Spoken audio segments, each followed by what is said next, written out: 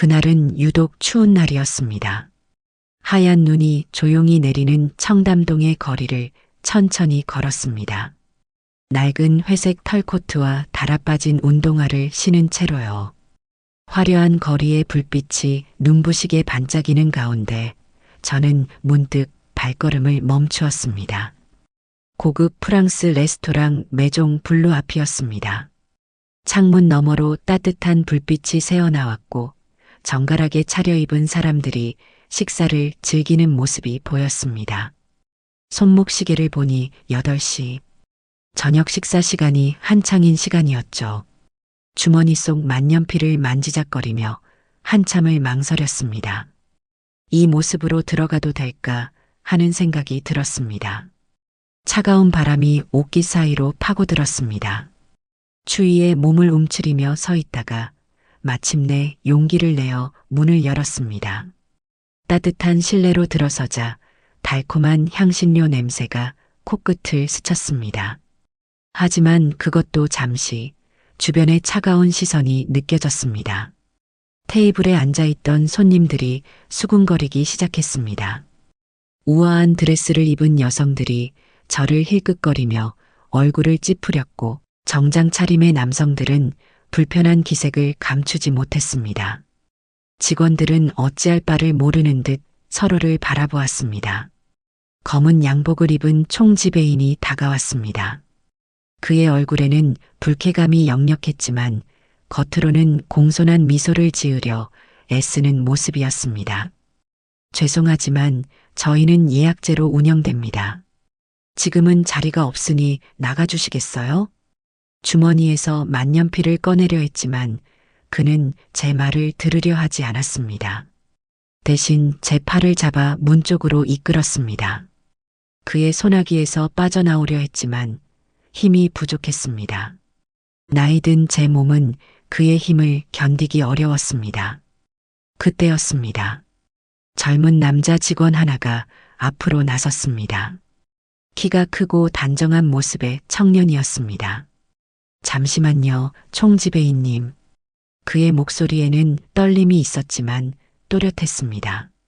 레스토랑 안이 순식간에 조용해졌고 모든 시선이 그 청년에게 쏠렸습니다. 총지배인은 믿을 수 없다는 표정으로 그를 노려보았습니다. 한도훈 씨, 무슨 뜻입니까? 할머님께서 무언가 보여주시려는 것 같은데 먼저 확인해 보는 게 어떨까요? 청년의 말에 총지배인의 얼굴이 붉어졌습니다. 하지만 청년은 물러서지 않았습니다. 그의 눈빛에서 진심이 느껴졌습니다. 오랜만에 보는 따뜻한 마음이었습니다. 결국 상황은 걷잡을 수 없이 커졌고 경찰이 출동했습니다. 청년과 저는 함께 경찰서로 가게 되었습니다. 차가운 겨울바람이 불어오는 밤거리를 경찰차가 달렸습니다. 옆자리의 청년은 불안한 듯 했지만 후회하는 기색은 없어 보였습니다. 경찰서에 도착하자 형사들이 제 신원을 확인하려 했습니다. 하지만 제가 아무 말도 하지 않자 그들은 난처한 표정을 지었습니다. 그때 청년이 바닥에 떨어진 제 만년필을 발견했습니다. 오래된 금도금 만년필에는 희미하게 전화번호가 새겨져 있었습니다. 청년은 그 번호로 전화를 걸었고 얼마 지나지 않아 회사의 부사장이 경찰서에 도착했습니다. 그제서야 제가 회사의 창업주이자 명예회장이라는 사실이 밝혀졌습니다. 경찰서의 차가운 의자에 앉아 있는 동안 저는 그 청년의 용기가 얼마나 특별한 것이었는지 곰곰이 생각해 보았습니다.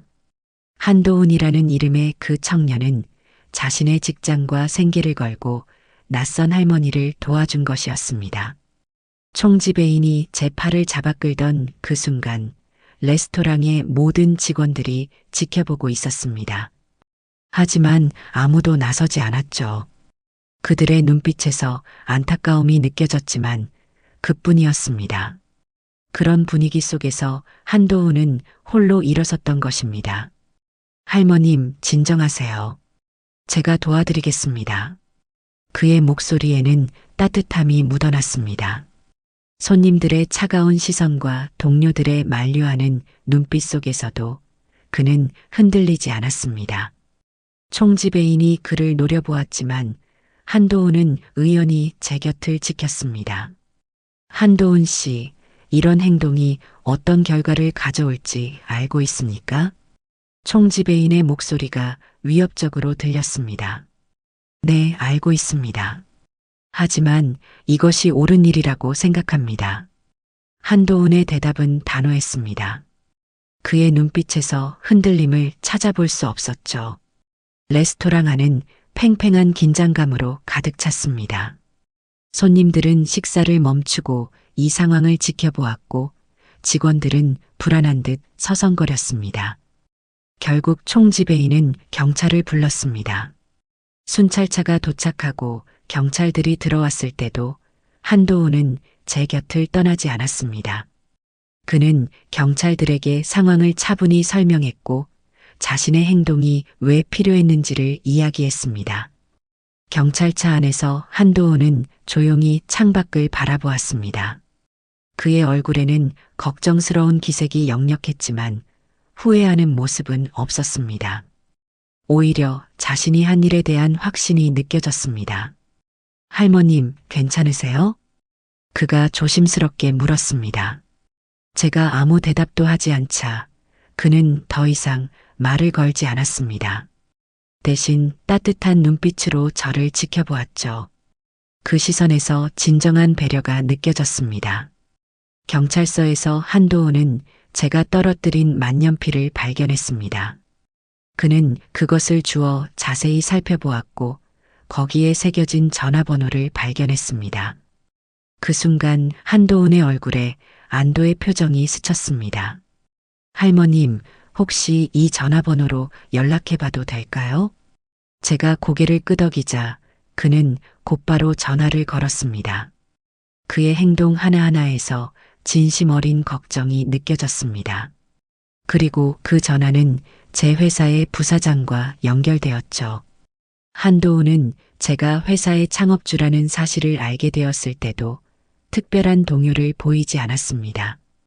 오히려 그는 자신이 한 행동이 옳았다는 것에 더 안도하는 듯 했습니다. 그날 밤 경찰서를 나서면서 저는 한도훈의 모습을 오래도록 바라보았습니다. 그의 용기는 단순한 즉흥적인 행동이 아니었습니다. 그것은 깊은 인간애와 정의감에서 우러나온 것이었죠. 많은 사람들이 보는 앞에서 자신의 신념을 지키는 것은 쉽지 않은 일입니다. 특히 그것이 자신의 직장과 생계를 위협할 수 있는 상황이라면 더욱 그렇죠. 하지만 한도훈은 그 어려운 선택을 했고 그것을 끝까지 밀고 나갔습니다. 경찰서에서의 시간은 천천히 흘렀습니다. 형사들은 제 신원을 확인하려 했지만 저는 끝까지 침묵을 지켰습니다. 그들의 질문에 대답하지 않은 것은 이유가 있었습니다. 제가 찾고 있던 것, 바로 진정한 인간미를 지닌 사람을 발견했기 때문이었죠. 한도훈이 발견한 만년필은 제게 특별한 의미가 있는 물건이었습니다. 50년 전 제가 사업을 시작할 때 은인께서 주신 것이었죠. 당시 저는 아무것도 가진 것 없는 청년이었습니다. 그저 작은 가게 하나를 운영하며 겨우 생계를 이어가고 있었죠. 만년필에 새겨진 전화번호는 그 은인께서 새겨주신 것이었습니다. 언제든 도움이 필요하면 연락하게나. 그렇게 말씀하시며 건네주신 만년필이었죠. 그 후 저는 그 만년필을 늘 가지고 다녔습니다. 제가 어려운 사람을 만났을 때 그들을 도울 수 있게 된다면 이 번호를 알려주기 위해서였습니다. 하지만 세월이 흐르면서 그런 마음을 가진 사람을 만나기가 점점 더 어려워졌습니다. 특히 요즘 같은 시대에는 더욱 그랬죠.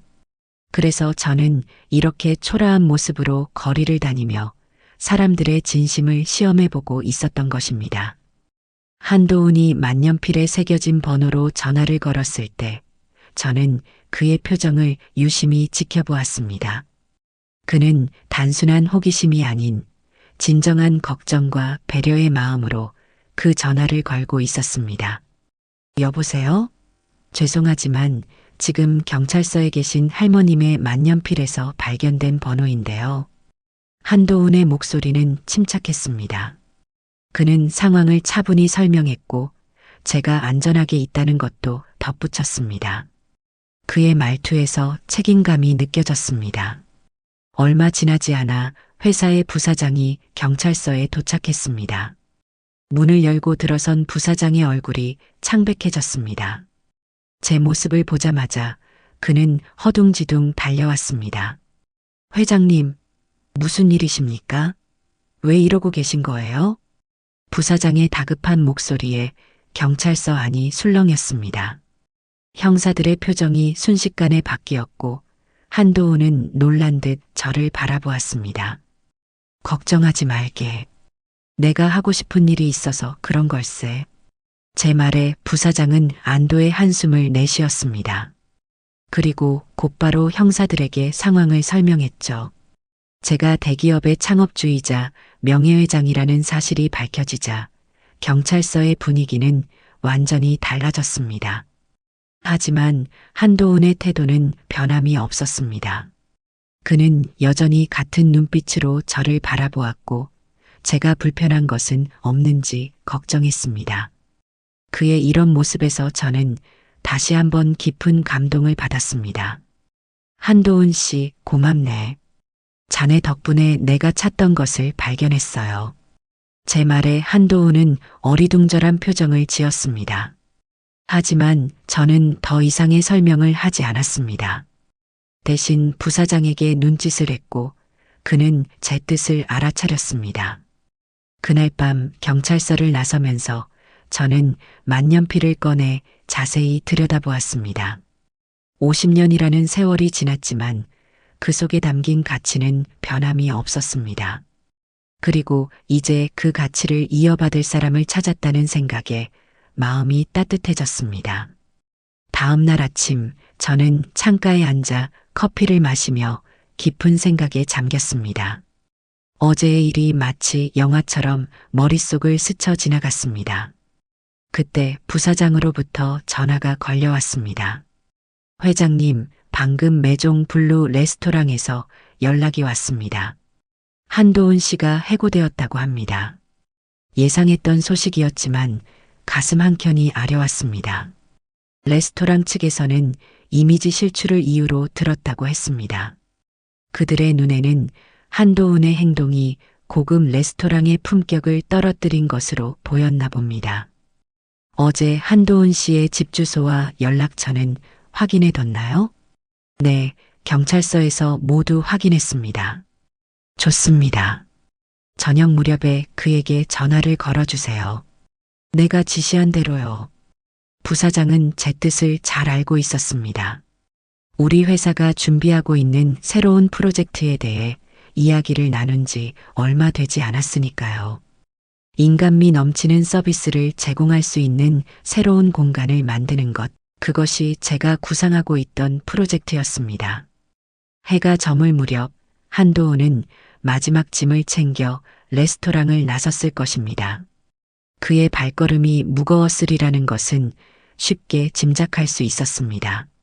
하지만 저는 그가 자신의 선택을 후회하지는 않았으리라 믿었습니다. 부사장의 전화는 한도훈이 퇴근길에 오를 때쯤 걸려왔습니다. 처음에는 낯선 번호에 당황했겠지만 어제 경찰서에서 만난 부사장의 목소리를 기억해냈을 것입니다. 한도훈 씨, 어제는 정말 감사했습니다. 회장님께서 직접 감사 인사를 전하시고 싶어 하십니다. 잠시 침묵이 흘렀다고 합니다. 아마도 한도훈은 그 말의 의미를 곱씹었을 것입니다. 자신이 도와드린 할머니가 대기업의 회장이었다는 사실이 그제서야 실감났을지도 모릅니다. 네. 하지만 특별히 감사할 일은 아니었습니다. 당연히 해야 할 일을 했을 뿐인데요.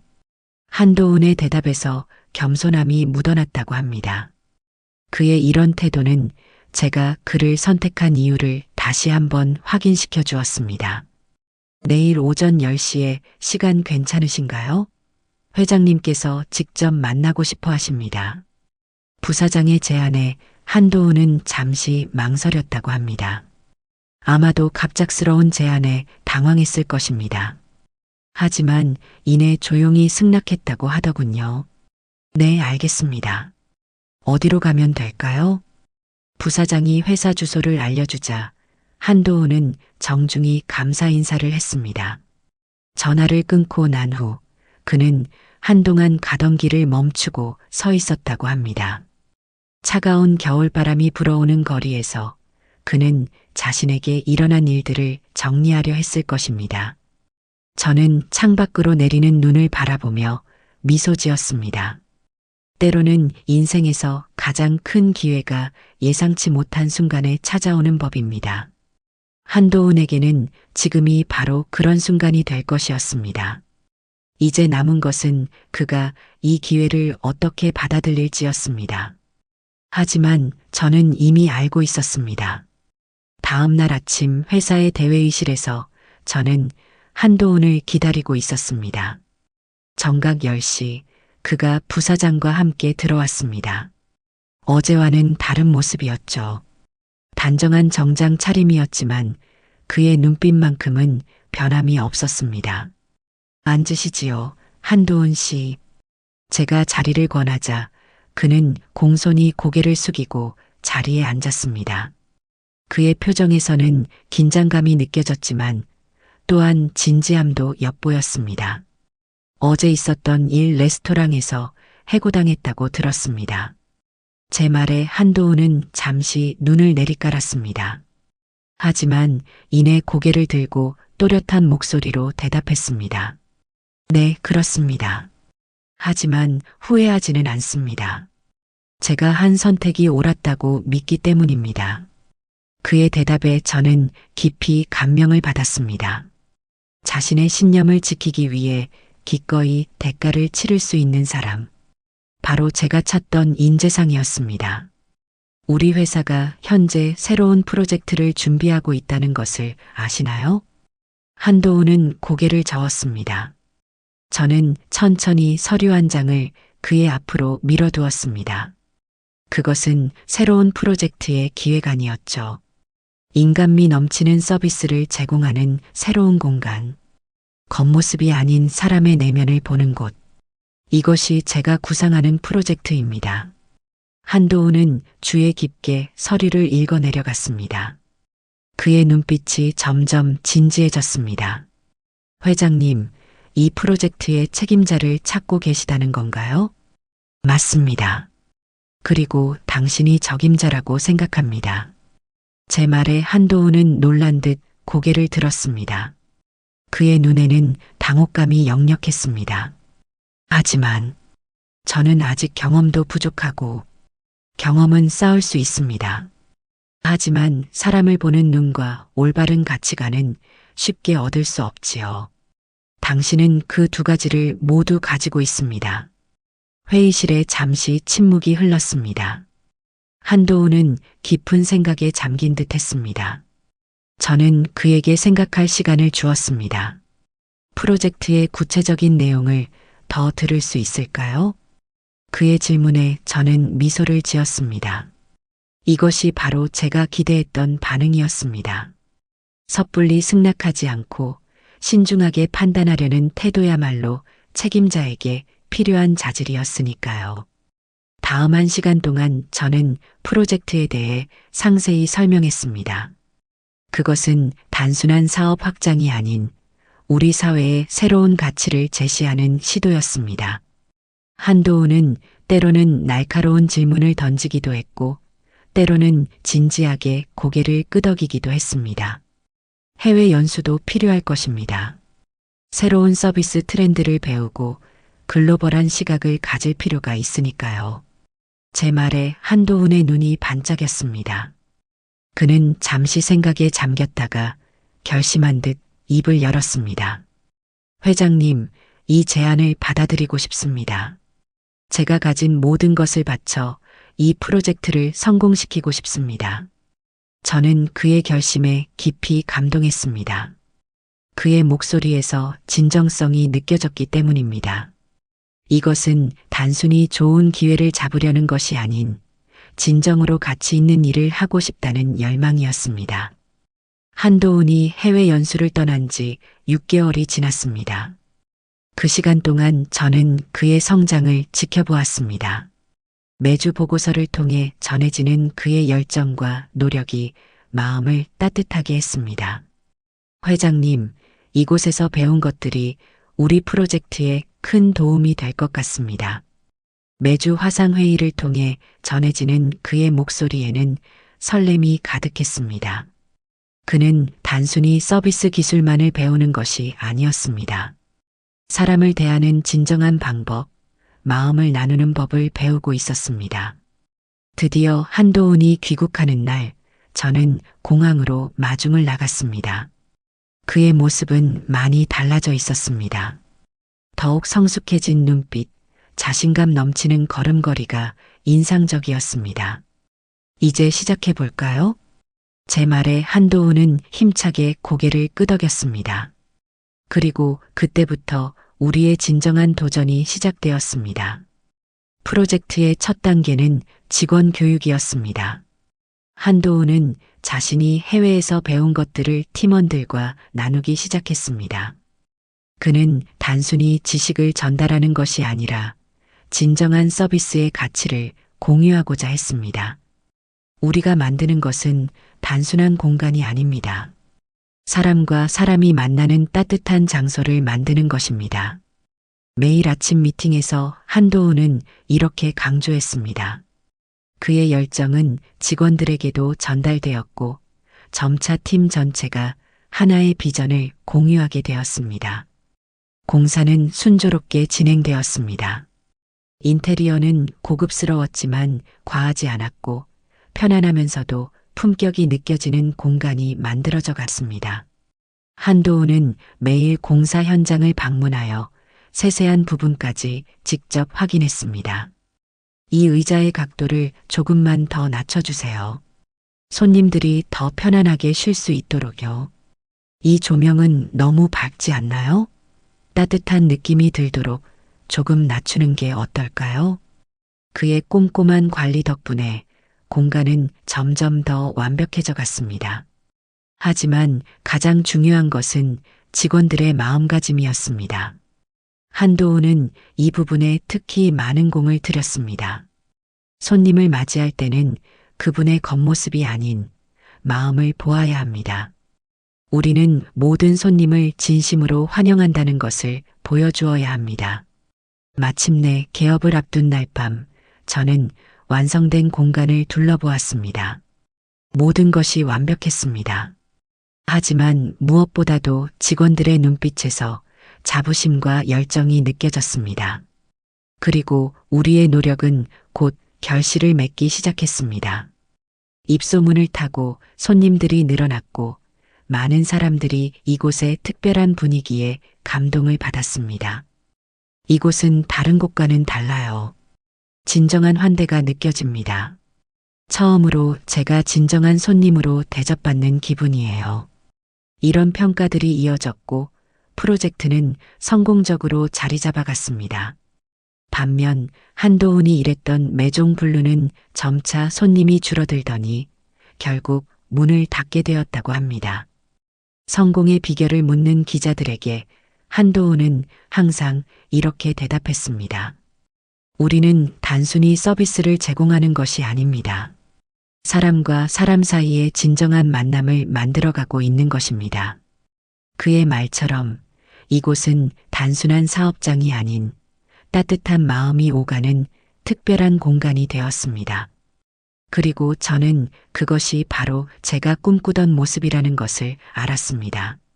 프로젝트가 성공적으로 자리 잡은 어느 날, 저는 한도훈을 제 집무실로 불렀습니다. 창밖으로는 늦가을의 단풍이 아름답게 물들어 있었고 따스한 오후의 햇살이 실내로 스며들고 있었죠. 자네가 이 프로젝트를 시작한 지도 벌써 1년이 넘었구려. 한도훈은 공손히 고개를 숙이며 자리에 앉았습니다. 그의 모습에서 이제는 노련한 경영자의 풍모가 느껴졌습니다. 네, 모두 회장님의 가르침 덕분입니다. 아니야. 이 모든 것은 자네의 진심이 만들어낸 결과일세. 자네는 그날 밤 레스토랑에서 보여준 그 마음을 잃지 않았어. 저는 천천히 자리에서 일어나 창가로 걸어갔습니다. 멀리 보이는 도시의 풍경이 한 폭의 그림처럼 펼쳐져 있었습니다. 사람을 겉모습으로 판단하지 않는 것, 그것이 바로 진정한 품격이라네. 자네는 그것을 본능적으로 알고 있었지. 한도훈은 잠시 생각에 잠긴 듯 했습니다. 아마도 그날 밤의 기억을 떠올리고 있었겠지요. 회장님, 그날 밤 제가 할머님을 뵈었을 때 저는 그저 제 앞에 계신 한 분을 도와드리고 싶었을 뿐입니다. 바로 그거야. 그것이 바로 내가 찾던 진정성이었다네. 지위고 명예고 모두 떠나서 순수하게 사람을 보는 눈을 가진 사람. 저는 책상으로 돌아와 서랍을 열었습니다. 그리고 그 오래된 만년필을 꺼내어 한도훈 앞에 놓았습니다.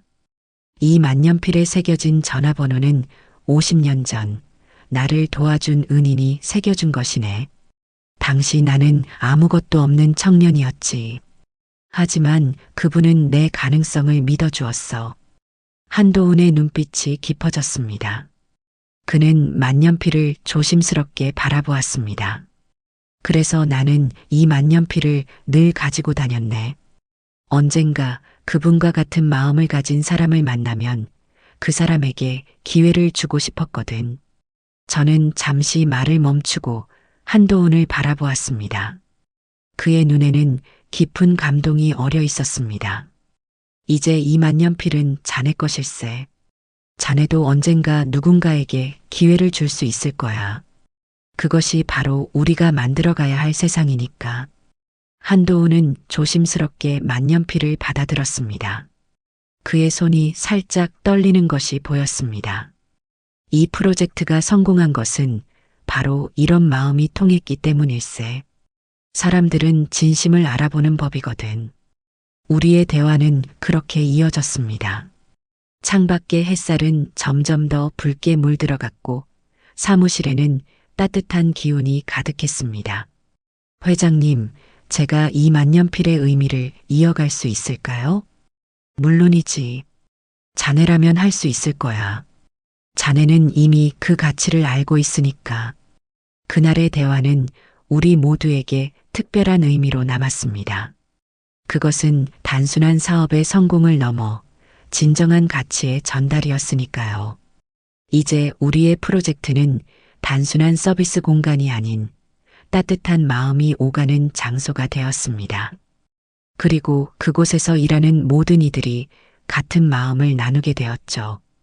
이것이 바로 제가 꿈꾸던 진정한 성공이었습니다.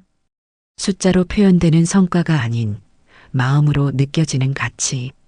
한도훈은 그것을 완벽하게 실현해냈습니다. 첫눈이 내리던 날 밤, 저는 다시 그 거리에 서 있었습니다.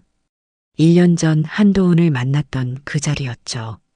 이제는 매종 블루 대신 다른 가게가 들어서 있었지만 그날의 기억은 선명하게 남아 있었습니다. 눈발이 조금씩 쌓이는 거리를 걸으며 저는 지난 1년을 돌아보았습니다. 한도훈이 이끈 프로젝트는 우리 회사의 새로운 이정표가 되었습니다. 단순한 수익의 성공을 넘어 기업이 나아가야 할 방향을 제시했다는 평가를 받았죠. 우리는 다시 걸음을 옮겼습니다. 눈은 계속 내리고 있었지만 차가움은 느껴지지 않았습니다. 오히려 따뜻함이 가득했죠. 이제 우리의 이야기는 새로운 장을 써내려가고 있습니다. 한 사람의 작은 용기가 만들어낸 변화는 계속해서 퍼져나가고 있습니다. 그것은 마치 겨울밤에 내리는 눈처럼 조용하지만 분명한 흔적을 남기고 있습니다. 이것이 바로 제가 꿈꾸던 기업의 모습입니다. 단순히 이윤을 추구하는 것이 아닌 사회의 따뜻한 변화를 만들어내는 것. 한도훈은 그 꿈을 현실로 만들어 주었습니다. 그리고 이제 우리는 새로운 시작을 준비하고 있습니다. 더 많은 사람들에게 이 따뜻함을 전하기 위해 더 넓은 세상을 향해 나아가려 합니다. 그 여정에 한도훈이 있다는 것이 저에게는 큰 기쁨이자 자부심입니다. 여러분의 삶에서도 이런 순간이 있으셨나요? 누군가를 돕기 위해 용기를 낸 적이 있으신가요? 아니면 누군가의 따뜻한 배려로 감동을 받은 적이 있으신가요? 때로는 작은 용기가 누군가의 인생을 바꾸어 놓을 수 있습니다. 여러분의 소중한 경험과 생각을 댓글로 들려주세요. 여러분의 이야기가 또 다른 누군가에게 용기가 될 수 있을 테니까요. 지금 이 순간에도 우리 주변에는 작은 도움의 손길을 기다리는 분들이 계실 것입니다. 그들을 향한 여러분의 따뜻한 마음이 우리 사회를 더 아름답게 만들어갈 수 있을 것입니다.